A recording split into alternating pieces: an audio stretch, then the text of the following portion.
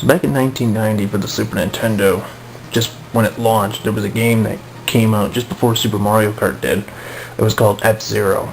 F-Zero is a racing game that was published by Nintendo, but I forget exactly off the top of my head who designed it. Shigeru Miyamoto, the same guy that created Mario and Zelda, was the lead producer. However, but like all the other people that followed, like who composed the music, off the top of my head, I can't remember.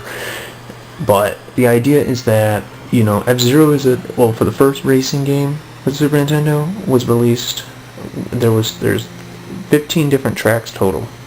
There's 4 difficulties, there's 3 different leagues is what the game refers to it as, and there's 4 racers you can play as. You got Captain Falcon, the blue racer. You have Golden Fox, you have Dr. Stewart, and then you have Fire Stingray, if I believe. Well, one of them is is Golden Fox. I can't remember what his name was, but there's Samurai Goro, there's Captain Falcon, there's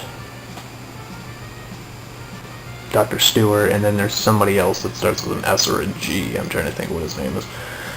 But either way, when you play F-Zero, essentially the way the game works is it's broken down into 5 leagues. 3 leagues. Sorry. There's Knight, Queen, and then King League. And the 4 difficulties that consist of are beginner, standard, expert, and master. Then at the end of it, you know, the way F-Zero works is, think of like Mario Kart, for example. Now think about Mario Kart the way Mario Kart works. You race against other people, you pick up items, and you essentially find shortcuts, and you beat everybody to the finish line. Sounds like a typical racing game.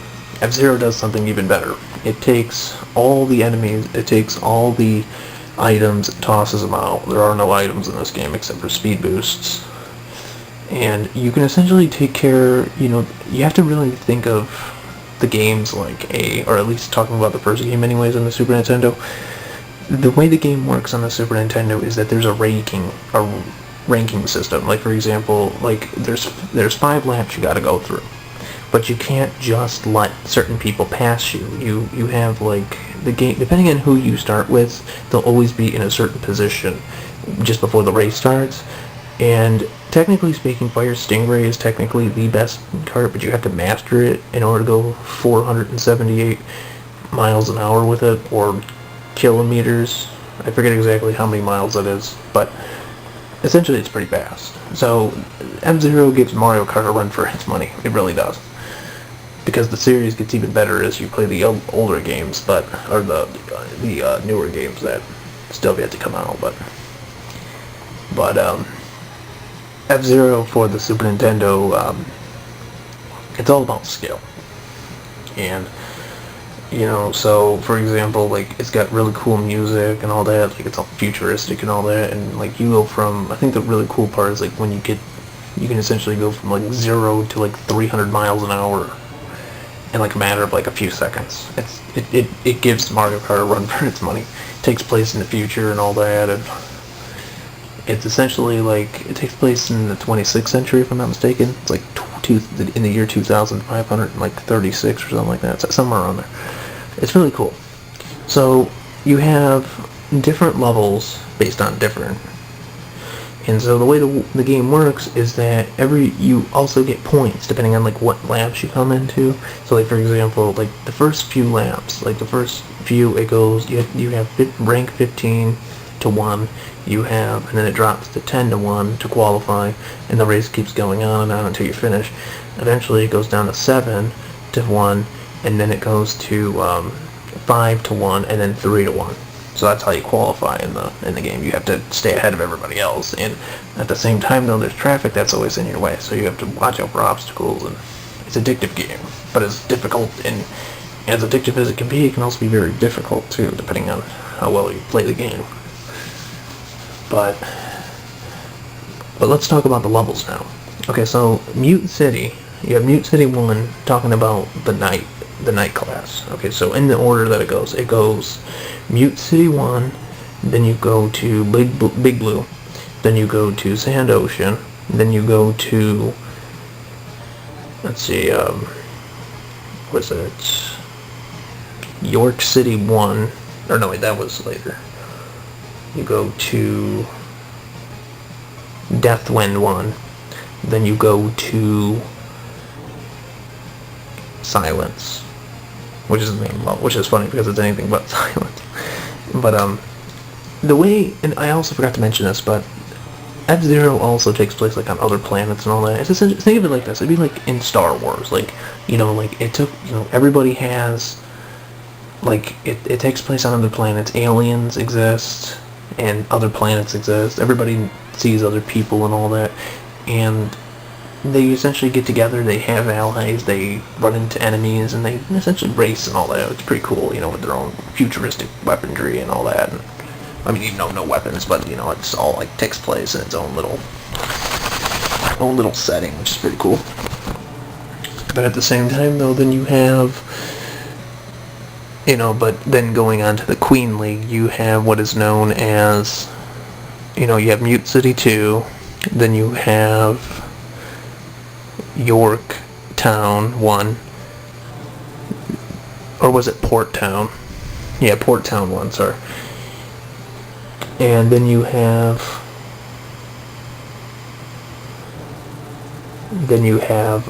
was it Red Canyon? Red Canyon 1. Then you go to White Land 1 and White Land 2. Then you go to, and then going to King's League, you go to Mute City 3. Then you go to Deathwind 2. Then you go to, what else is there? Is it Port Town 2? Yes, Port Town 2. Then you go to Red Canyon 2, and then finally you go to Firefield, and then the game ends. But the way F-Zero works is, it's like a series that once you start playing it, though, you'll never get bored of it. Like, it's really, really fun to play this game, and you should totally check it out. The thing that's really interesting, though, is in F-Zero 1, though, there's a practice mode, but you can't practice all the racetracks. You can practice the first 5 courses. The ones that you can practice, there's 7 courses you can practice. There's, let's see here, you got Mute City 1, you have Deathwind 1, you have Port Town 1, you have Winterland 2, which you can practice, then you have Big Blue, what else is there, Sand Ocean, and Silence. You can practice those ones. And everything else after that you either have to play, you have to practice the course, otherwise you'll never beat it. Which is actually really interesting. So good luck with Master difficulty. In order to unlock Master difficulty, you have to beat the game on expert mode once. Then you'll get the staff credits will roll, and they'll say they'll get a message from the game designers saying that we hope you try Master mode, see you again. And if you beat the game in hard mode or Master mode, you get a message from Captain Falcon saying you are an F-Zero Master. And it's, you know, it's really cool, you know. It really is. And so when the game was released, there was maybe only 20 people that made the game, maybe a little bit less. For a Super Nintendo game, it's pretty good. And for a Super Nintendo game, it looks pretty damn good. The graphics are really good for a Super Nintendo game. And one of the first Super Nintendo games, mind you. You could get the game easily for like $10. It's not a super expensive game. It's actually a really cheap game. So if you're somebody who's looking for a racing game that's not like anything else, you'll love this game. But while you're at it, pick up the rest of the series, like F-Zero X for the N64, or if you really want probably the best one, probably F-Zero GX for the GameCube, because that one is the best one. So hopefully you like this video, comment, rate, subscribe, favorite, share it, and I'll be making more videos like this. Later, everybody.